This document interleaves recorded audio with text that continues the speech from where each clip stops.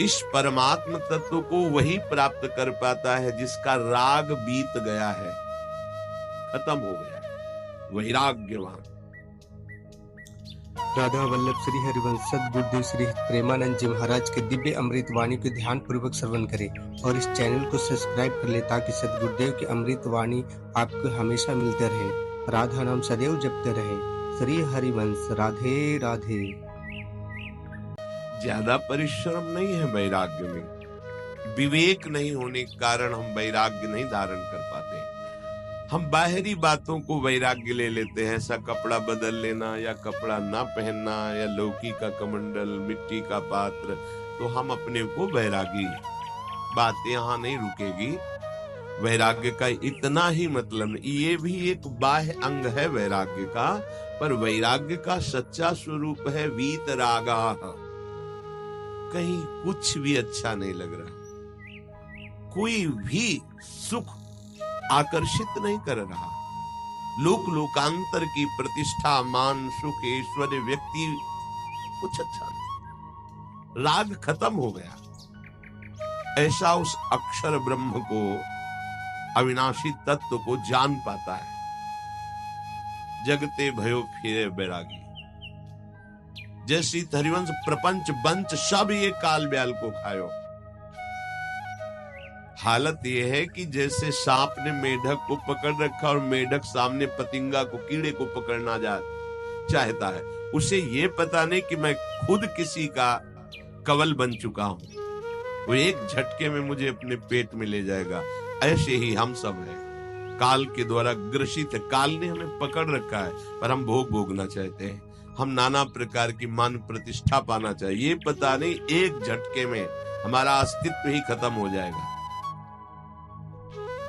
जिनके अंतःकरण में किसी भी व्यक्ति, वस्तु, स्थान, पद, प्रतिष्ठा का राग ही नहीं रह गया है, उसे कहते हैं वैराग्यवान। वीतरागाः, राग ही नहीं है। जिनका अंतःकरण निष्पाप निर्मल हो चुका है, जिनके हृदय में केवल भगवत प्राप्ति की उत्कट लालसा जागृत हो गई है, ऐसा साधन संपन्न उपासक परमात्म तत्व में प्रवेश पाता है। अध्यात्म मार्ग की ऊंचाई पर वो स्थित हो जाता है। यदि छंतो ब्रह्मचर्यम चरंती, जिनकी इच्छा एकमात्र भगवत प्राप्ति की है, यदि छंतो, उनको क्या करना होगा? ब्रह्मचर्यम चरंती, ब्रह्मचर्य का पालन करना होगा। प्रत्येक इंद्रियों का निर्विषय हो जाना वास्तविक ब्रह्मचर्य है। केवल जनेंद्रिय से ही ब्रह्मचर्य को नहीं लेते।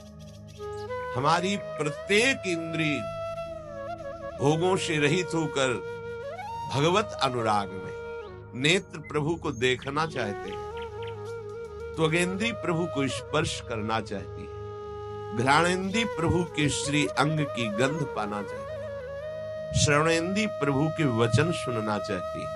एक एक इंद्रिय अपने प्रभु में लग गई, अंतर्मुख हो गई, बाहर विषयों का त्याग हो गया।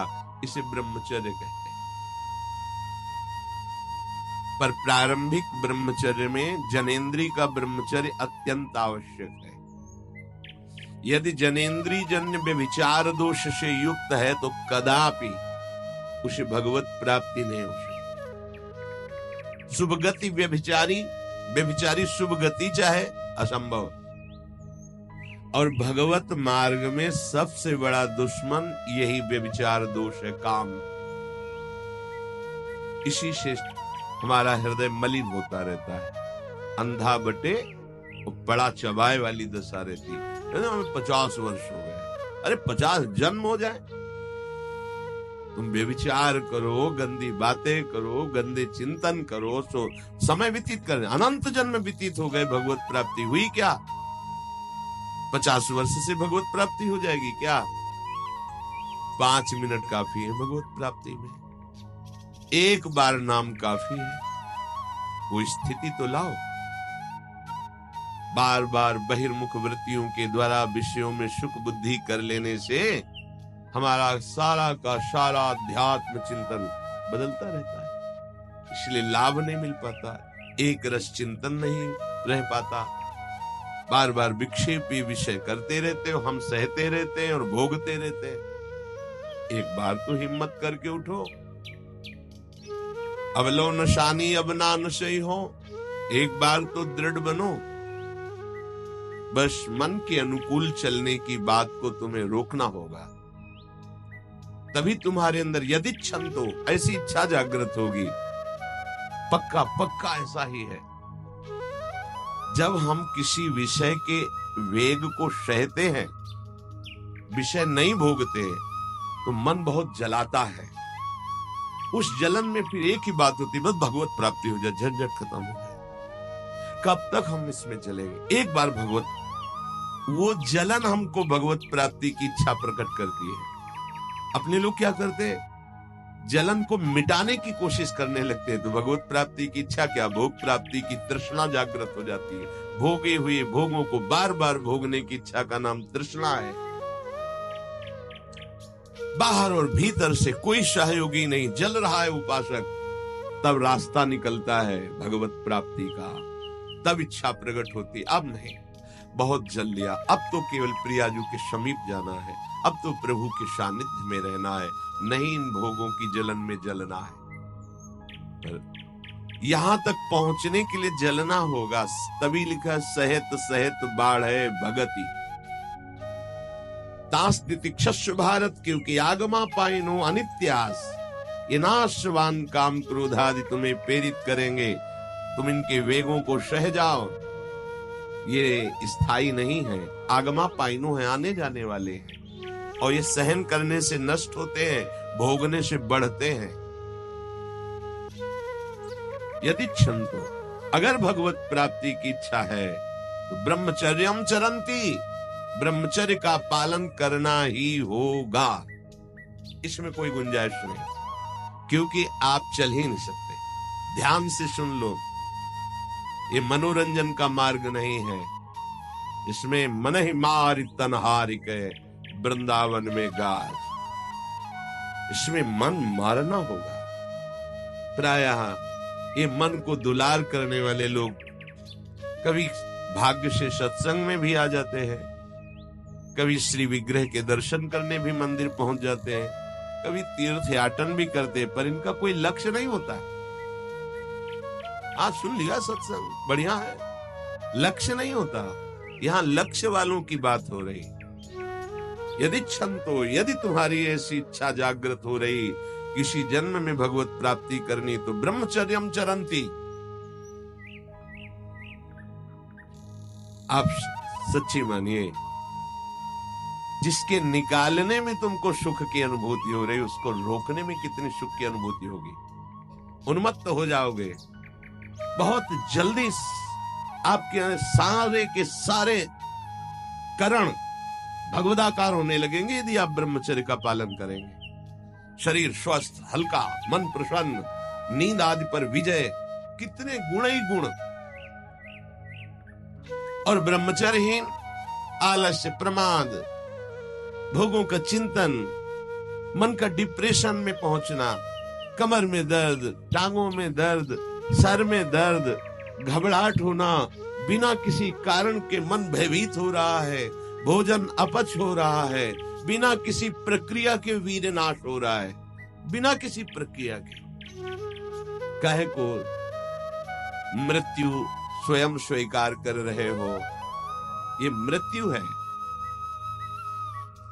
चाहे भगवान दत्तात्रेय जी बोल रहे हैं या भगवान कपिल देव जी बोल रहे हो, जब उपासक को संबोधन करते हैं भगवत प्राप्ति के लिए, तो कहते हैं कि इस भोग वृत्ति को साक्षात मृत्यु रूप देखो, ये मृत्यु है तुम्हारी।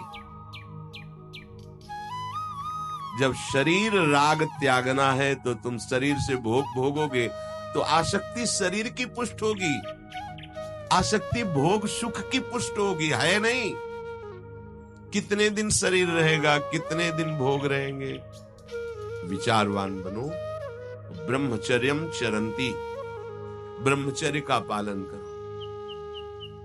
उपासक जो ब्रह्मचारी होता है उसका खिला हुआ चेहरा रहता है। जैसे कमल खिला हुआ, बिना किसी कारण के उसकी मुख मुद्रा में प्रसन्नता होती है। जो ब्रह्मचर्यहीन होता है, बुझा हुआ चेहरा होता है, तेजहीन, बिना किसी कारण के वो शोकग्रस्त लगता है।